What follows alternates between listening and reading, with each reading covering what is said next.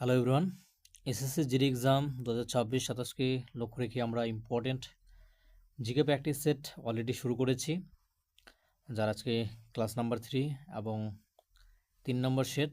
তো যারা প্রিভিয়াস ক্লাসগুলো দেখোনি অবশ্যই তোমরা কিন্তু সেগুলো দেখে নেবে, সেগুলো প্লেলিস্ট অলরেডি করা রয়েছে, সেখান থেকে দেখে নেবে। খুবই ছোট ভিডিও প্রত্যেকটাই, খুবই স্বল্প কোশ্চেনের মাধ্যমে আমরা বিভিন্ন ইম্পর্টেন্ট বিষয়গুলো দেখার চেষ্টা করছি। তো শুরু করি আজকের সেট নাম্বার 3। আজকে র্যাপিড ফায়ার এমসিকিউ আজকেও রয়েছে, যেখানে পলিটি, হিস্ট্রি, ইকোনমিক্স, জিওগ্রাফি থেকে রিভিশন ক্লাসই বলতে পারো। তো শুরু করি আজকের ফার্স্ট কোশ্চেন দিয়ে।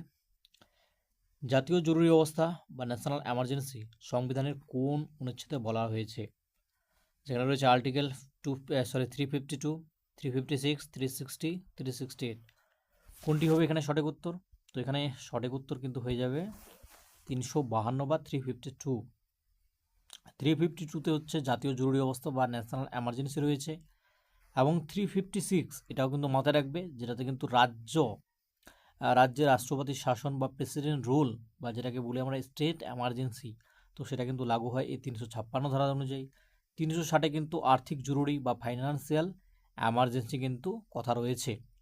এখানে আরেকটা বিষয় তোমরা মাথায় রাখবে, এই যে 352 অ্যান্ড হচ্ছে 356, এই ধারাগুলো কিন্তু লাগু অলরেডি কিন্তু ভারতে হয়েছে।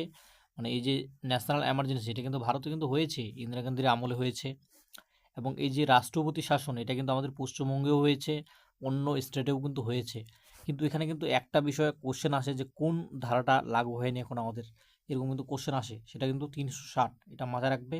আর্থিক জরুরি দেশে কিন্তু এখনও পর্যন্ত কোনোবারও কিন্তু লাগু হয়নি। এছাড়াও অপশনে আরেকটা আর্টিকেল ছিল, সেটা হচ্ছে 368, এটাও মাথায় রাখবে।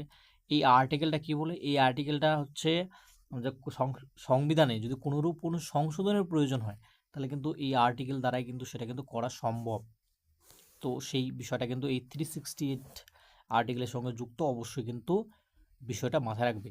এছাড়া আরেকটা বিষয় এখানে দিয়েছি আমি, সেটা হচ্ছে জরুরি অবস্থার সময়েও যতই ন্যাশনাল এমার্জেন্সি লাগুক, এখানে কিন্তু আর্টিকেল 20 অ্যান্ড হচ্ছে 21, যেটা হচ্ছে জীবনের অধিকারের কথা বলে, এদের কিন্তু বাতিল করা যায় না। এই দুটো আর্টিকেল কিন্তু যতই প্রেসিডেন্ট রুল লাগুক বা ন্যাশনাল এমার্জেন্সি লাগুক, এই দুটো কিন্তু আর্টিকেল বাতিল হয় না।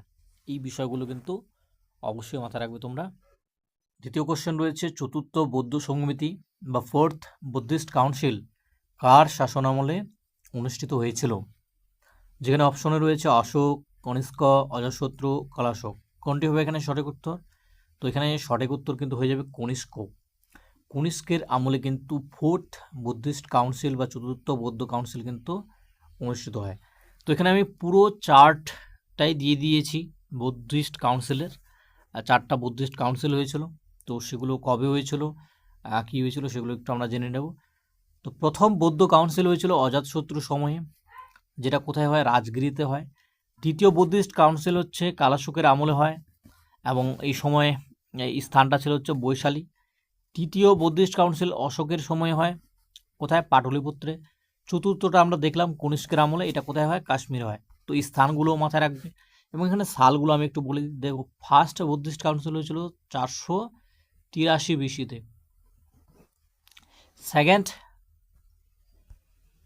সেকেন্ড বুদ্ধিস্ট কাউন্সিল হয়েছিল 383 বিসিতে। আর থার্ড বুদ্ধিস্ট কাউন্সিল হয়েছিল হচ্ছে 250 বিসিতে, অ্যান্ড এটা হয়েছিল 78তে। তো এইগুলো কিন্তু তোমরা অবশ্যই মাথায় রাখবে সাল সমেত।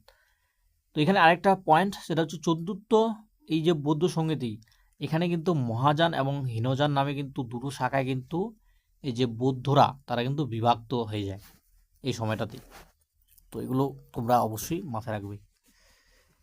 নেক্সট, অর্থনীতিতে লরেঞ্জ রেখা বা লরেঞ্জ কার্ভ মূলত কি নির্দেশ করে? মুদ্রাস্ফীতি ও বেকারত্ব, আয় বণ্টন বা বৈষম্য, করের হার, যোগান ও চাহিদা। কোনটা হবে এখানে সঠিক উত্তর? তো এখানে সঠিক উত্তর কিন্তু হয়ে যাবে আয় বণ্টন বা বৈষম্য, বা যেটাকে বলা হচ্ছে ইনকাম ডিস্ট্রিবিউশন। তো এখানে লরেঞ্জ রেখা বা কার্ভ, যেটাকে বলা হচ্ছে লরেঞ্জ কার্ভ, তো পরিমাপ করা হয় এটা কি? এটা আয় বৈষম্যটা পরিমাপ করে, বা ইনকাম ইকুয়ালিটি, এরকম হবে বিষয়টা, চিত্রটা। নেক্সট হচ্ছে ফিলিংস রেখা বা ফিলিপস কার্ভ, এই কার্ভটাও তোমরা মাথায় রাখবে। এটা কি পরিমাপ করে? এটা কিন্তু মুদ্রাস্ফীতি বনাম বেকারত্ব, বা যেটাকে বলা হচ্ছে ইনফ্লেশন ভার্সেস হচ্ছে আনএমপ্লয়মেন্ট, এইটা কিন্তু পরিমাপ করে হচ্ছে ফিলিপস রেখা। তো এখান থেকে যা যা কোশ্চেন হতে পারে, যেমন একটার মানে সমানভাবে আরেকটা বিষয় কিন্তু এখানে দেওয়া হয়েছে, মানে সেই ধরনেরই বিষয়, এইভাবে কিন্তু বিষয়গুলো সাজানো হয়েছে। অবশ্যই এগুলো কিন্তু মাথায় রাখবে তোমরা। তো লরেন্স রেখা সমতার রেখাকে যত বাইরের দিকে সরে যায়, সমাজে আয়ের যে বৈষম্য সেটা কিন্তু বেশি বলে ধরা হয়। তো যারা ইকোনমিক্স পড়েছো তারা এই বিষয়গুলো বুঝতে পারবে, নাহলে কিন্তু এই টার্মগুলো তোমাদের মাথায় আসবে না। শুধুমাত্র এই বিষয়গুলো মনে রাখবে যে কি পরিমাপ করা হয়, কোনটা কি পরিমাপ করে। নেক্সট, কোনো বিকল্প দ্রব্যের দাম বৃদ্ধি পেলে মূল দ্রব্যের চাহিদা রেখার কীরূপ পরিবর্তন হবে?